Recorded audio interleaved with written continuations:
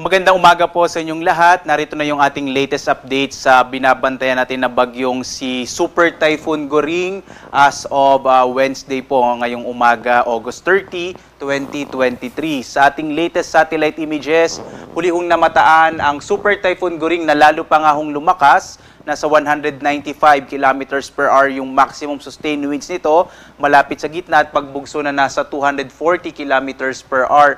Malapit ito ngayon sa katubigan ho ng Sabtang sa lalawigan ho ng Batanes, dyan ho sa Sabtang Island. Munisipalidad din ho ito ng Sabtang. Kumikilos ito pa hilagang kanluran sa bilis naman na 20 kilometers per hour. Base ho sa ating pinakahuling datos, mukhang wala naman itong naging landfall. Gayon pa man, naging napakalakas pa rin ang bugso ng hangin na naging dala nito, partikular na sa Babuyan Islands at sa ilang bahagi ho or sa bahagi ho ng Batanes kung saan malapit ho yung tinatawag na eye wall or yung kung saan yung pinakamalakas na hangin na dala ng bagyo. Sa ngayon nga ho, kumikilos na ito pahilagang kanluran na magsisimula na pong lumayo sa bahagi ng Batanes at Babuyan Island. Samantala, minomonitor din natin si Severe Tropical Storm Haikui, panibagong bagyo na inaasahan natin papasok ng Philippine Air Responsibility ngayong araw. Magbibigay po tayo ng update niyan mamaya. Samantala, patuloy pa rin yung pag-iral ng southwest monsoon o yung tinatawag nating hanging habagat. Ito ngayon ho yung nagdadala ngayon ng mga pag-ulan, partikular na sa kanlurang bahagi ho ng Luzon at ng Kabisayaan. Kaya in general ho ngayong araw, malaking bahagi pa rin ng Luzon at Kabisayaan, lalo na yung kanlurang Visayas, ang makararanas ng maulap na kalangitan na may malaking tsansa ho ng mga pag-ulan.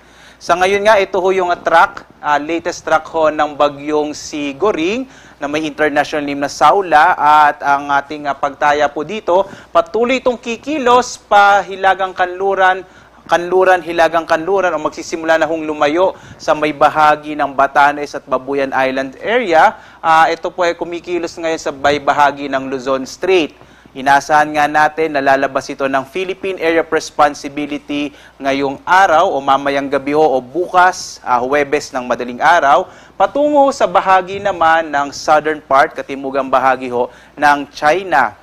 Sa ngayon, nakataas sa signal number 4. Kanina ho, may signal number 5 pa tayo, pero dahil papalayo na yung bagyo, binaba na natin yung tropical cyclone wind signal. Partikular na, nandito sa signal number 4 sa southern portion ng Batanes, northern portion ng Babuyan Islands, signal number 3 naman sa nalalabing bahagi ng Batanes, southwestern portion ng Babuyan Islands, habang signal number 2 sa nalalabing bahagi ng Babuyan Islands, hilagang bahagi ng mainland Cagayan at hilagang bahagi ng Ilocos Norte. Signal number 1 naman ho sa northern and eastern portion ng Isabela, nalalabing bahagi ng Ilocos Norte, nalalabing bahagi ng Cagayan, Apayao, northern portion ng Abra, northern portion ng Kalinga at extreme northern portion of Ilocos Sur. Inaasahan ho natin, halimbawa sa Abram, sa Isabela ho ay mababawasan na or mawawala na yung ating tropical cyclone wind signal habang papalayo ho itong bagyong si Goring. Papalayo na ho siya, so unti-unti na pong magsisibaba o mawawala na yung ating babala sa hangin. Samantala ho, pagdating sa ulan, inaasahan pa rin magiging maulan pa rin sa malaking bahagi ng Northern Luzon, dito sa may extreme Northern Luzon. Sakop po niyan yung Batanes, Ilocos Norte, Abra, Apayao, Kalinga, gayon din sa Cagayan, mainland Cagayan at Isabela. Asahan pa rin ng mga nabanggit ko na mga lalawigan na patuloy yung mga pag-ulan na mararanasan sa araw na ito dulot ng bagyong Goring. Samantala naman, dulot naman ng hanging habagat o southwest monsoon na pinaiigting ng bagyong Goring. Inaasahan pa rin natin ang mga pag-ulan, partikular na sa northern part ng Palawan, sa Occidental Mindoro, gayon din ho sa Zambales, Bataan, Antique, Negros Occidental, Guimara, southern portion ng Palawan, kasama yung Cagayan, Silio. So asahan pa rin natin dito sa may bahagi ho ng western section ng Luzon at ng Visayas yung mga pag-ulan sa araw na ito. Gayon din ho bukas, araw ng Huwebes at hanggang Biyernes. Makikita ho natin sa ating mapa, ito po yung mapa ng rainfall map po, ay makikita natin malaking tsansa hanggang araw ng Biyernes, maulan pa rin ho, partikular na sa kanlurang bahagi ng Luzon, yung Zambales, Bataan, Occidental Mindoro area. Sa Kamaynilaan, makararanas din ho ng malaking tsansa ng mga pag-ulan simula ngayong araw hanggang Biyernes, dulot ho ng southwest monsoon at mga karatig na lalawigan ng Rizal, Cavite at gayon din ho sa bahagi ng Batangas. Sa mga lugar ho kung saan inaasahan natin ng malalakas sa mga pag-ulan, patuloy po tayo nagbababala sa mga biglaang pagguho ng lupa o landslide at mga biglaang pagbaha o flash flood. Iba yung pag-iingat ho, lalo na yung mga lugar kung saan ho matatagpuan na malaki yung tsansa ng mga panganib ho na dulot ng malalakas na ulan. Sa ngayon naman, nakataas pa rin ang gale warning natin sa malaking bahagi ho ng Luzon at Visayas. Yung mga baybayin ho ng Luzon at Visayas, delikado pa rin maglayag. Yung mga maliit na sasakyang pandagat at maliliit na mga bangka, posible pa rin ho ang pagkansela ng mga biyahe ho ng mga ilang sasakyang pandagat. Dulot nga nitong ating gale warning sapagkat magiging napakaalo ng karagatan. Samantala, posible pa rin ho ngayong araw hanggang Biyernes ang mga pagbugso ng hangin sa malaking bahagi ho ng Luzon. Gayon din ho sa may bahagi ng Western Visayas. Dulot ho ng pinagsamang epekto ng bagyong Goring at pagpapalakas ito sa hanging habagat. Samantala, balikan ho natin yung ating binabantayan na isa pang bagyong papasok ng Philippine Area of Responsibility, ang bagyong si may international name na Haikui. Nasa labas pa ito ng PAR, mahigit 1,560 kilometers east ng extreme northern Luzon. Taglay niya yung hangin na sa 110 kilometers per hour.